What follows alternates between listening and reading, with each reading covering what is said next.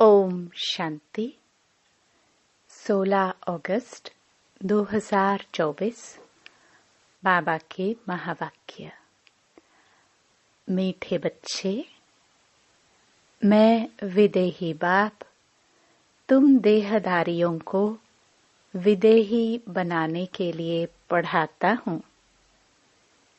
यह है नई बात जो बच्चे ही समझते हैं। प्रश्न। बाबा को एक ही बात बार बार समझाने की आवश्यकता क्यों पड़ती है? उत्तर। क्योंकि बच्चे घड़ी घड़ी भूल जाते हैं। कोई बच्चे कहते हैं, बाबा तो वही बात बार बार समझाते हैं। बाबा कहते, बच्चे मुझे जरूर वही बात सुनानी पड़े क्योंकि तुम भूल जाते हो। तुम्हें माया के तूफान हैरान करते हैं। अगर मैं रोज खबरदार न करूं तो तुम माया के तूफानों से हार खा लेंगे। अभी तक तुम सतो प्रधान कहाँ बने हो? जब बन जाएंगे तब सुनाना बंद कर देंगे। ओम शांति। इसको विचित्र रूहानी पढ़ाई भी कहा जाता है। नई दुनिया सतयुग में भी देहदारी ही एक दो को पढ़ाते हैं। नॉलेज तो सब पढ़ाते हैं, यहाँ भी पढ़ाते हैं। वह सब देहधारी एक दो को पढ़ाते हैं। ऐसे कभी नहीं होगा कि विदेही बाप या रूहानी बाप पढ़ाते हो।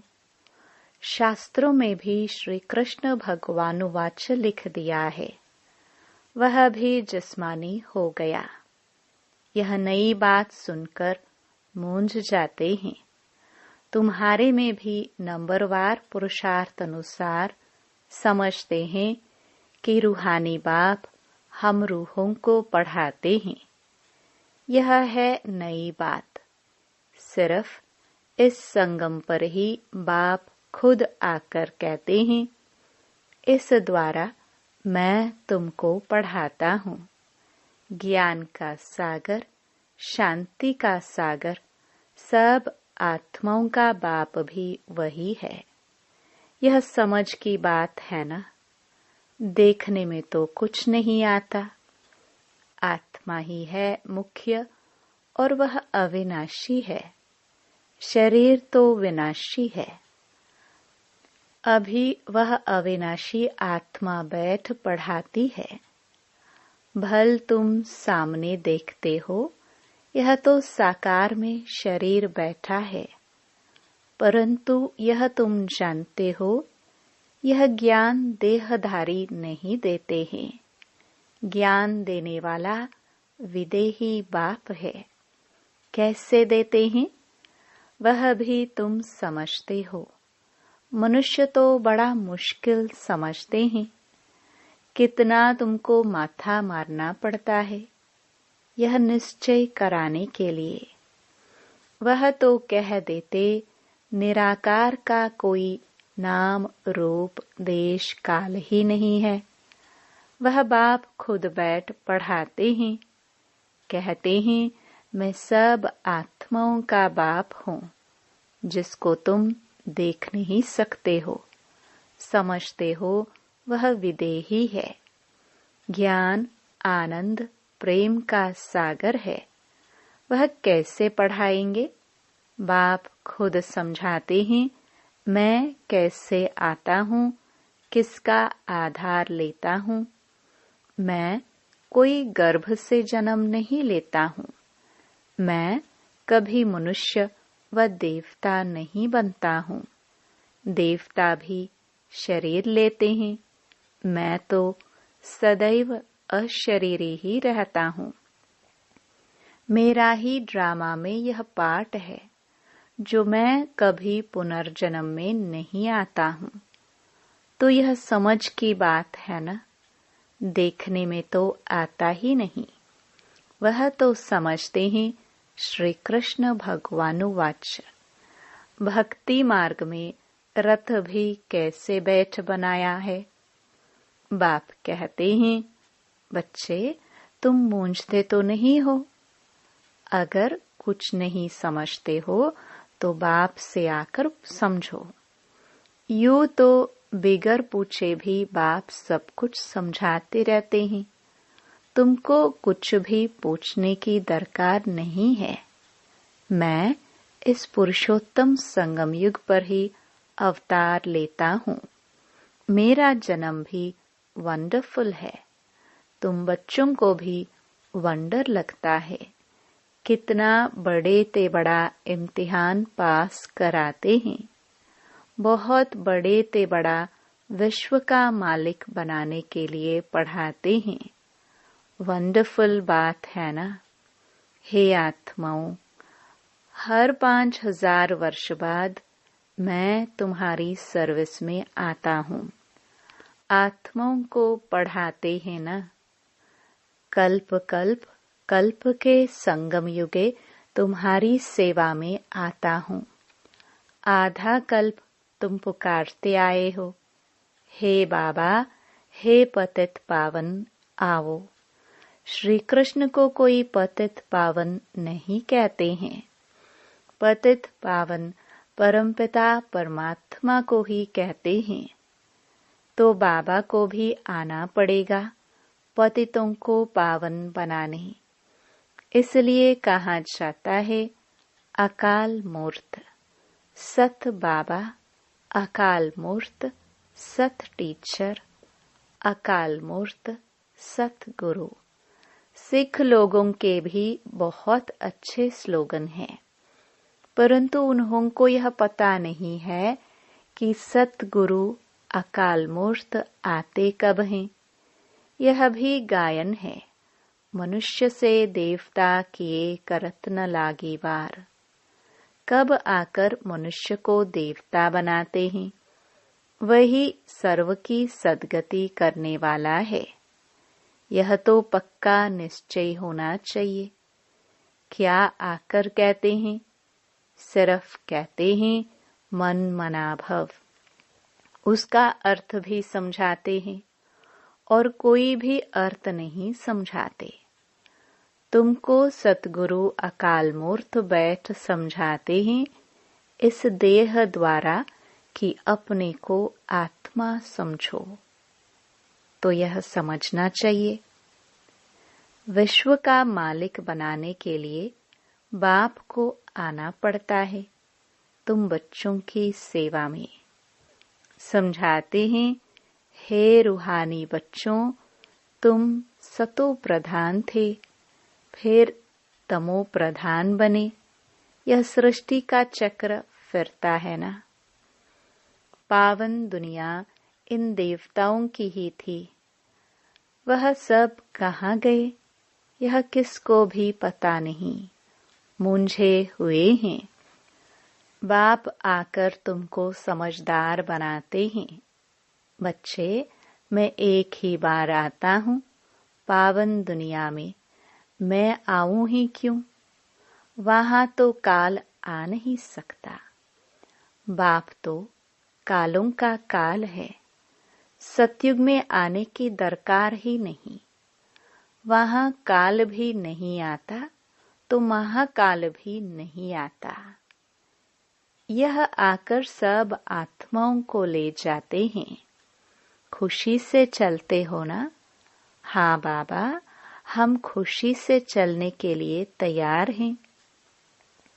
तब तो आपको बुलाया था कि इस पतित दुनिया से पावन दुनिया में ले चलो वाया शांति धाम। यह बातें घड़ी घड़ी भूल न जाओ, परंतु माया दुश्मन खड़ी है, घड़ी घड़ी भुला देती है। मैं मास्टर सर्वशक्तिमान हूँ, तो माया भी शक्तिमान है। वह भी आधा कल्प तुम पर राज्य करती है, भुला देती है। इसलिए रोज रोज बाप को समझाना पड़ता है। रोज सुजाग न करे तो माया बहुत नुकसान कर दे। खेल है पवित्र और अपवित्र का।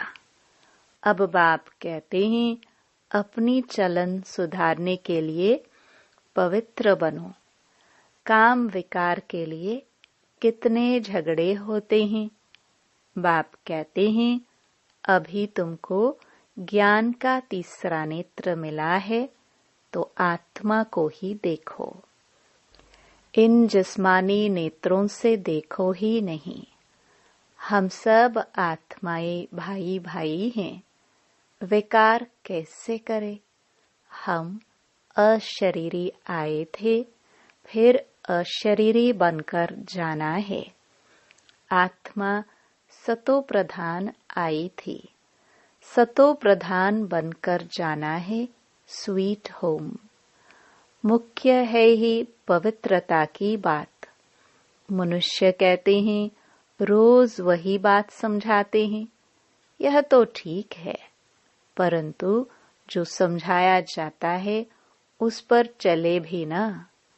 करने के लिए समझाया जाता है, परंतु कोई चलते थोड़े ही है, तो जरूर रोज रोज समझाना पड़े। ऐसे थोड़े ही कहते हैं बाबा आप रोज समझाते हो, वह हमने अच्छी रीति समझ लिया है। अब हम तमो प्रधान से सतो प्रधान बन जाएंगे, आप छूटे। ऐसे कहते हैं क्या? इसलिए बाबा को रोज समझाना पड़ता है। बात तो एक ही है, परंतु करते नहीं है ना। बाप को याद ही नहीं करते हैं। कहते हैं बाबा घड़ी घड़ी भूल जाते हैं। बाप को घड़ी घड़ी कहना पड़ता है याद दिलाने के लिए। तुम भी एक दो को यही समझाओ।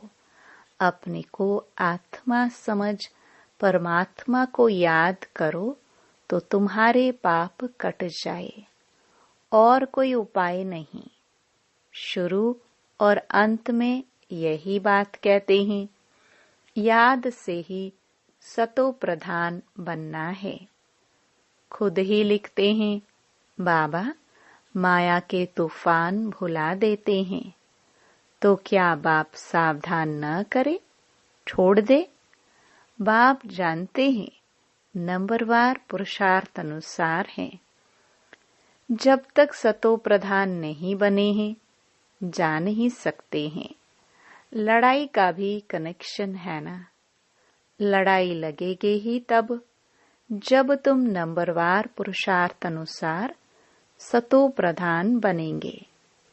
ज्ञान तो 1 सेकंड का है।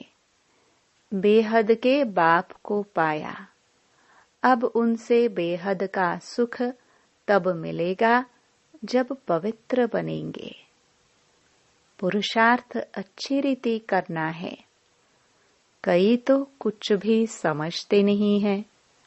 बाप को याद करने का अकल भी नहीं आता है। कभी यह पढ़ाई तो पढ़ी नहीं है। सारे चक्कर में निराकार बाप से कोई पढ़ा नहीं है। तो यह नई बात है ना। बाप कहते हैं मैं तो हर 5000 वर्ष बाद आता हूँ तुमको सतो प्रधान बनाने। जब तक सतो प्रधान नहीं बने हो तब तक यह पद पा नहीं सकेंगे।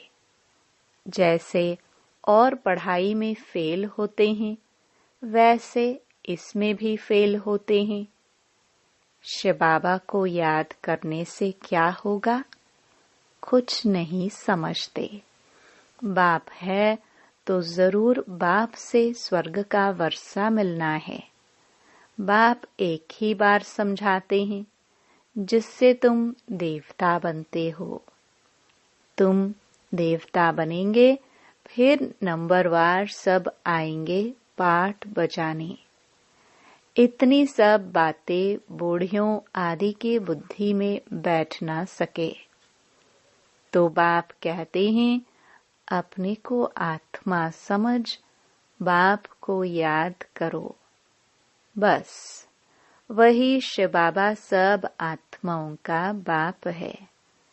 शरीर का बाप तो हर एक का अपना अपना है। शिव बाबा तो है निराकार। उनको याद करते करते पवित्र बन शरीर छोड़ फिर बाप के पास जाकर पहुंचना है। बाप समझाते तो बहुत हैं, परंतु सब एक रस नहीं समझते हैं। माया भुला देती है। इनको युद्ध कहा जाता है। बाप कितना अच्छी रीति बैठ समझाते हैं, कितनी बातों की स्मृति देते हैं। मुख्य जो भूले हुई हैं उनकी लिस्ट बनाओ। एक बाप सर्वव्यापी की। भगवानुवाच मैं सर्वव्यापी नहीं हूँ। सर्वव्यापी तो 5 विकार है। यह बड़ी भारी भूल है। गीता का भगवान श्री कृष्ण नहीं, परमपिता परमात्मा शिव है। इन भूलों को सुधारो तो देवता बन जाएंगे। परंतु ऐसे कभी कोई बच्चे ने लिखा नहीं है कि ऐसे हमने समझाया कि इन भूलों के कारण ही भारत पावन से पतित बना है। वह भी बताना पड़े। भगवान सर्वव्यापी हो कैसे सकता? भगवान तो एक है जो सुप्रीम बाप, सुप्रीम टीचर, सुप्रीम सतगुरु है। कोई भी देहधारी को सुप्रीम फादर, टीचर, सतगुरु कह नहीं सकते। श्री कृष्ण तो सारे सृष्टि में सबसे ऊंचा है। जब सृष्टि सतो प्रधान होती है तब वह आते हैं। फिर सतों में राम, फिर नंबरवार अपने समय पर ही आएंगे। शास्त्रों में दिखाते हैं सबके विकार ले लेकर गला ही काला हो गया।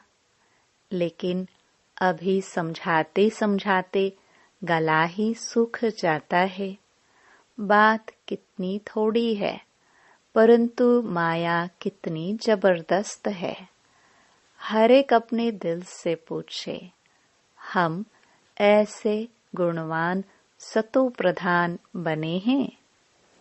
बाप समझाते हैं, जब तक विनाश नहीं हुआ है तब तक कर्मातीत अवस्था को पा नहीं सकेंगे। भल कितना भी माता मारो, सारा समय शिव बाबा को बैठ याद करो और कोई बात ही नहीं करो। बस बाबा, लड़ाई से पहले मैं कर्मातीत अवस्था को पाकर दिखाऊंगा। ऐसा कोई निकले, ऐसा ड्रामा में हो नहीं सकता। पहले नंबर में तो एक ही जाना है। यह भी कहते हैं हमको कितना माथा मारना पड़ता है। माया तो और ही रुस्तुम बनकर आती है। बाबा खुद कहते हैं मेरे तो बाजू में एकदम शिव बाबा बैठा है, तो भी मैं याद नहीं कर सकता हूँ, भूल जाता हूँ। समझता हूँ मेरे साथ बाबा है, फिर मुझे भी तो याद करना पड़ता है जैसे तुम करते हो। ऐसे नहीं मैं तो साथ हूँ, इसमें ही खुश हो जाना है। नहीं, मुझे भी कहते हैं निरंतर याद करो। साथ वाले तुम रुस्तुम हो, तुमको तो और ही जास्ती तूफान आएंगे। नहीं तो बच्चों को कैसे समझा सकेंगे? यह सब तूफान तो तुमसे पास होंगे। मैं उनके इतने नजदीक बैठे हुए भी कर्मातीत अवस्था को पा नहीं सकता हूँ, तो फिर दूसरा कौन बनेगा? यह मंजिल बहुत ऊंची है। ड्रामानुसार सब पुरुषार्थ करते रहते हैं। भल कोई ऐसी कोशिश करके दिखाए, बाबा हम आपसे पहले कर्मातीत अवस्था को पाकर यह बनकर दिखाते हैं। हो नहीं सकता, यह ड्रामा बना बनाया है। तुमको पुरुषार्थ बहुत करना है। मुख्य सारी बात है कैरेक्टर्स की। देवताओं के कैरेक्टर्स और पतित मनुष्यों के कैरेक्टर्स में कितना फर्क है। तुमको विकारी से निर्विकारी बनाने वाला शिव बाबा है, तो अब पुरुषार्थ कर बाप को याद करना पड़े, भूलो नहीं। बाकी अबलाए बेचारी परवश हैं, अर्थात रावण के वश हैं, तो क्या कर सकती हैं। तुम हो राम ईश्वर के वश, वह है रावण के वश, तो युद्ध चलती है। बाकी राम और रावण की युद्ध नहीं होती है। बाप तुम बच्चों को भिन्न भिन्न प्रकार से रोज समझाते हैं। मीठे मीठे बच्चों, अपने को सुधारते जाओ। रोज रात को पोतामिल देखो। सारे दिन में कोई आसुरी चलन तो नहीं चली। बगीचे में फूल नंबरवार तो होते ही हैं। दो एक जैसे कभी हो नहीं सकते। सभी आत्माओं को अपना अपना पार्ट मिला हुआ है।